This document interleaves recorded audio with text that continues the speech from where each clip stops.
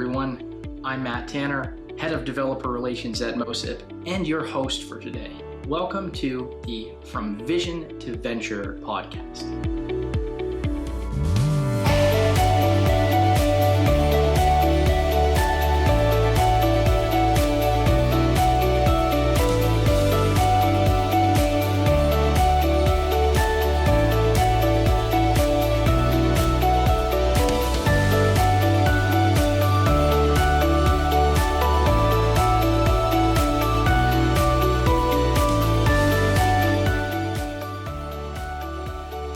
From Vision to Venture is a Moesif podcast that highlights some of the biggest wins and challenges in the startup space today.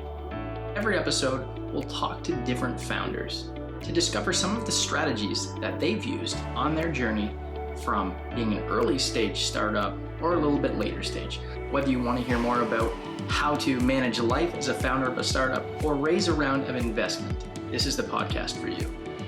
With that said, let's dive right into the episode.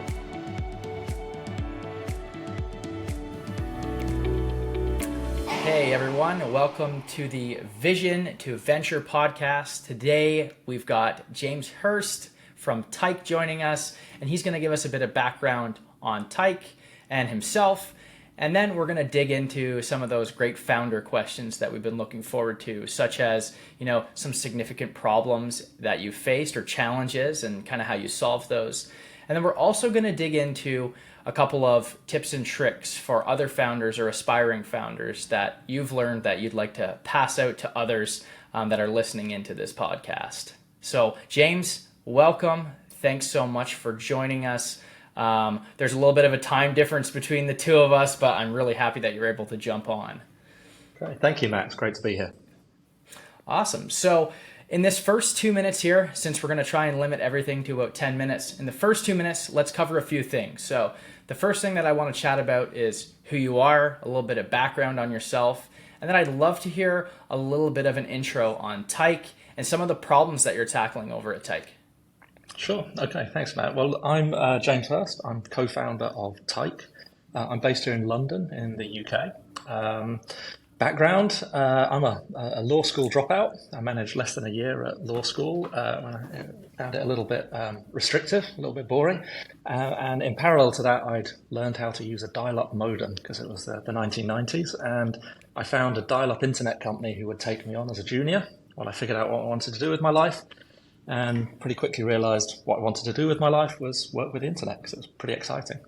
So I launched a web design agency in the UK, ran that for a few years, doing music festivals and online video, and eventually went on to be the director of a digital consultancy in London, which is where I met my co-founder, Martin Boer, and we later founded Tyke together.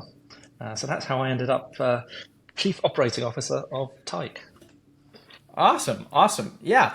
And what we'll look at next is like, what exactly is Tyke tackling? So, being familiar with Tyke, I know lots about it. But for those who are unfamiliar with Tyke, what kind of space are you working in right now? And what are the main challenges that you feel like Tyke is tackling? Well, we've been trading for about 7 years now, but I think it's really useful to understand why we got started because that really tells the story of what Tyke is trying to tackle. My co-founder Martin at the time was trying to build a load testing platform, and his idea was to build something that was multi-cloud, that was containerized, that was auto-scaling, that was very resilient.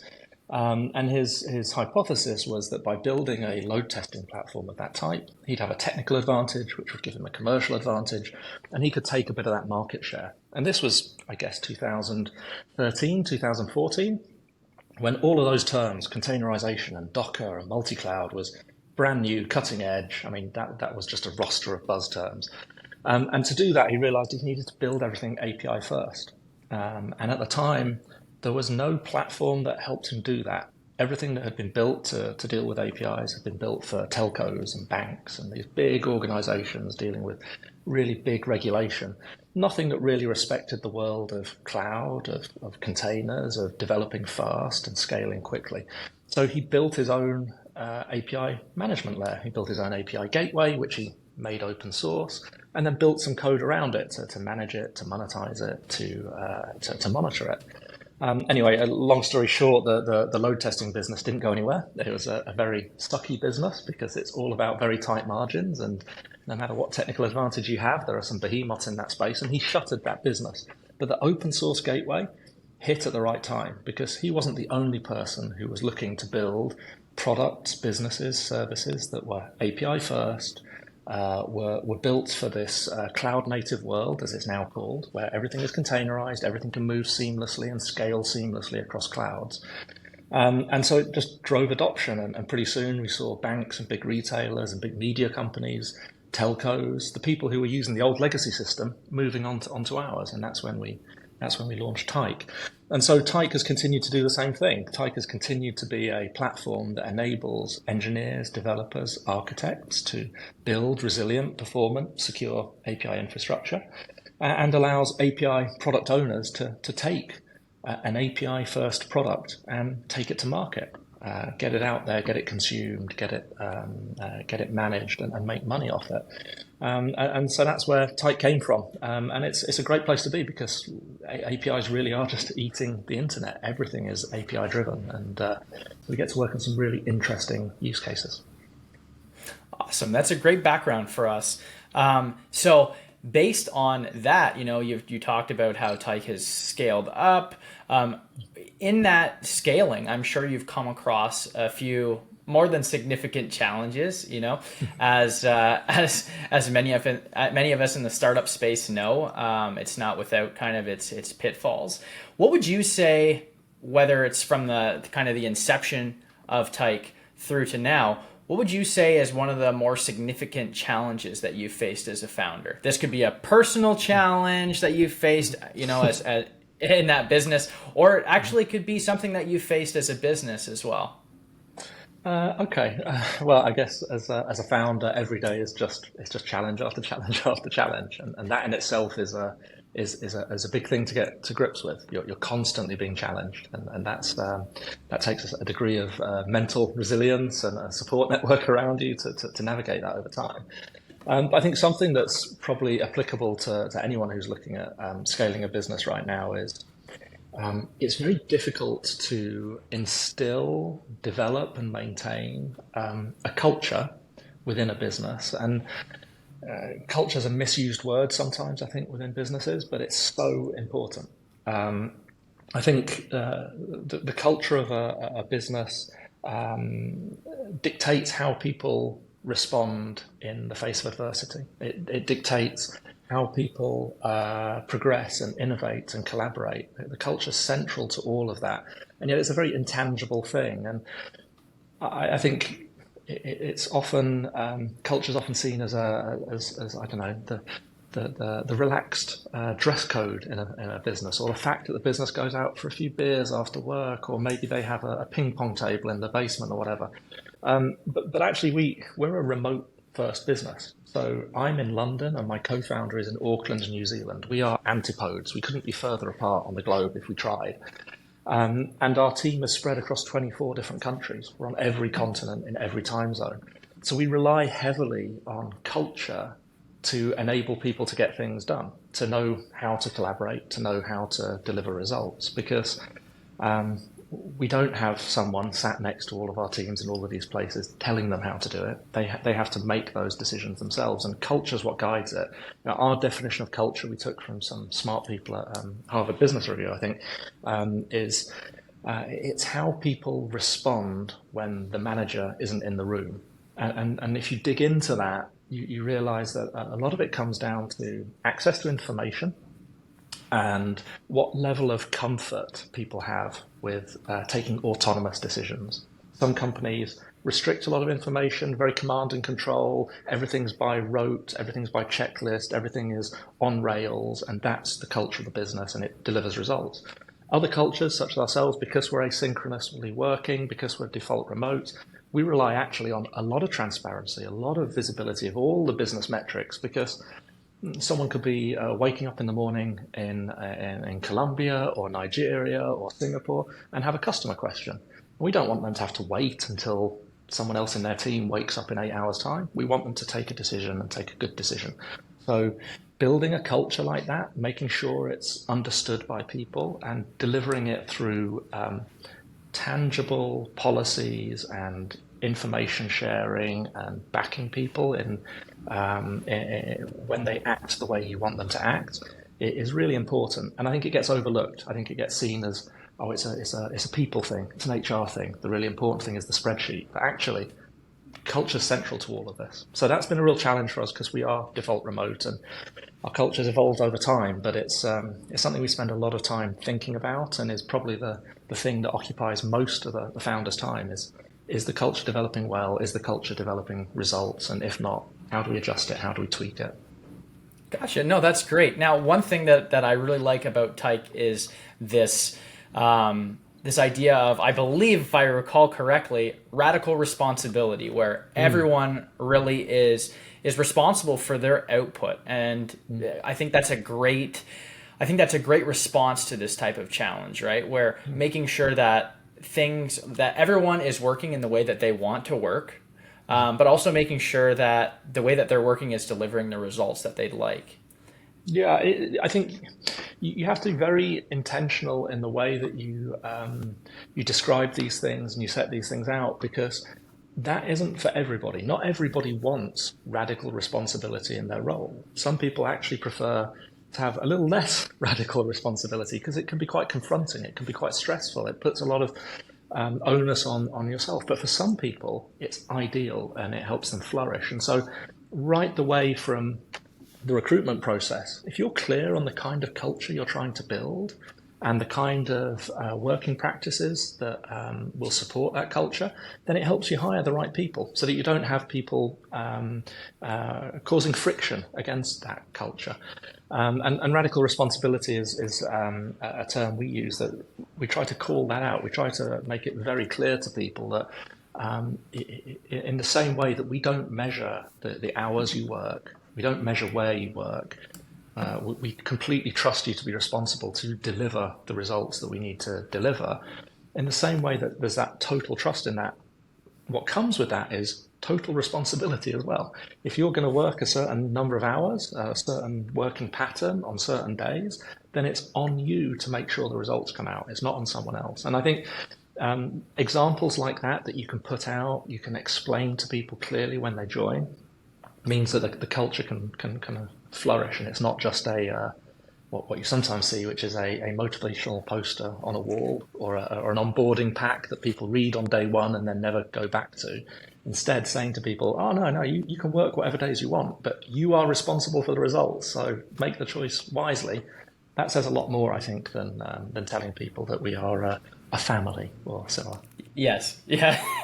No, that's cool. I mean, not just putting out the statement, but also living by that statement. It sounds like that. And you know, you and I have probably both worked at a number of places where that isn't, there's a statement on the wall and the reality of it is completely different. And it's really great to see that Tyke is living to the words that they put on the wall.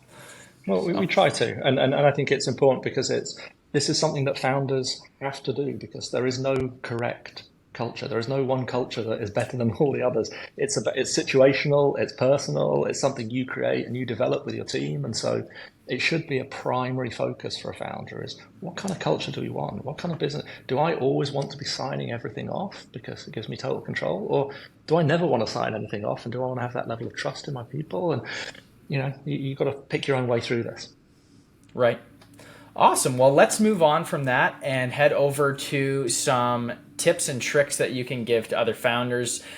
I would love to hear something around fundraising, because I know that, I believe it was last year. Was it last year that you guys raised a Series B?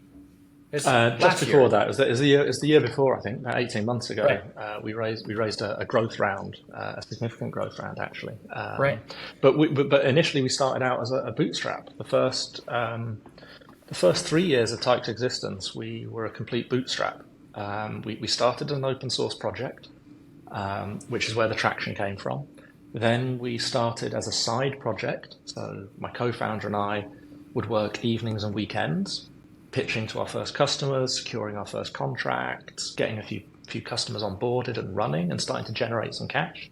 And at that point, we realized actually we can quit our jobs and make this a full-time job, as long as we continue to deliver cash. And so first tip on fundraising is, if you can be in a position where you don't need to fundraise, in other words, if you can generate cash, no matter how much cash, just some cash, that's a really powerful statement, because when all's said and done, the most critical factor in any business is, do you have any cash? And telling people that you will have cash in the future if I can have some investment is a different pitch to, oh, we have cash, but we'd like your investment to get more cash. So that's I would often encourage folks to maybe think of the fastest way to deliver cash and see if you can do that without raising funding, and then look at the funding round afterwards. It's easier said than done, but it's worth exploring, because it fundamentally changes the relationship to fundraising if fundraising is an accelerator rather than a gate to reaching cash flow.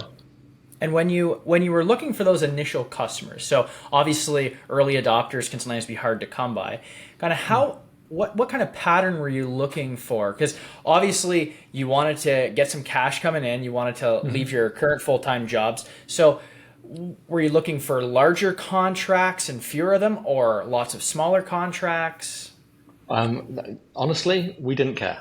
Okay. The key thing at the start is you're just trying to find that product market fit, and you may have an idea that our ideal customer is X, but until you've secured a few and worked with them and developed the relationship over time, you can't be sure. So actually, our starting point was, we went to the community of users that we built and were supporting on the open source, who were paying nothing but were using it, and we just scouted them out. We just contacted them, found out what they were doing, identified areas where actually our paid offering, which sat on top of the open source, might offer some value, and set up some meetings. And in fact, our first few customers, I think our first few customers were a bank and a very well-known networking company who paid significant sums. In parallel to that, we then signed up a few people who were paying $50 a month. And over the course of Tyke, those different profiles of customers have both been valuable to us and continue to be part of the mix. So I think in the early days, you want to go broad, you want to go wide, you want to build as many relationships as possible, learn as much as you can, and then figure out which are the ideal customers, because day one, any customer is ideal. Awesome. No, that's great insights. One last thing I want to ask you is, if you had to recommend a book or a podcast or something to a founder or aspiring founder, which would it be? Maybe one that you're reading right now, or one that kind of started you off? It's usually a tough question, right? Yeah, look, I occasionally read kind of business focused books and strategy focused books, and I think I hesitate to recommend any, because there are so many out there and there are better people to recommend that than me. Actually, what I'd recommend is, it's useful as a founder to get some escapism. I'd recommend Exhalation by Ted Chiang. It's an amazing book, collection of short stories, thought-provoking, gives you a mental workout that isn't related to sales or product development, and of course keeping diverse interests and keeping a good broad view of life is just as important as doubling down on the unit economics of a business.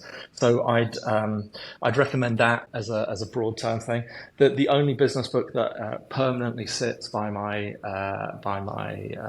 computer is Good Strategy, Bad Strategy, which is a great primer for what is strategy and how is it misused and abused, and has some really great case studies. So if someone's looking for a business-focused book, Good Strategy, Bad Strategy is a great starting point. Otherwise, go to Ted Chiang. He can change your perspective on life in many ways. It's great. Awesome. Thank you so much for your recommendation. And James, thank you so much for joining us on our podcast, and look forward to chatting with you in the future. If anyone wants to get a hold of you to chat more, where's the best place for them to find you?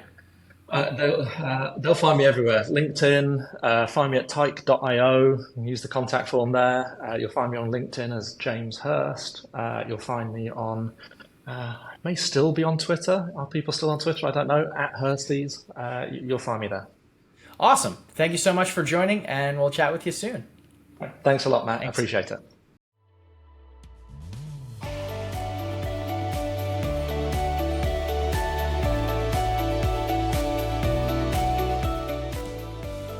Thanks so much for joining this episode of From Vision to Venture. We appreciate you taking the time to listen and be a part of the audience here. If you found today's discussion intriguing, there's plenty more episodes to come. Stay in the loop. Definitely subscribe, and we'd love if you'd leave us a rating or a comment on your platform of choice. Now, to stay in the loop with Moesif, you can follow us on social media, which is at Moesif, Moesif HQ, on all of your favorite platforms. Thanks again for joining, and we hope to see you soon.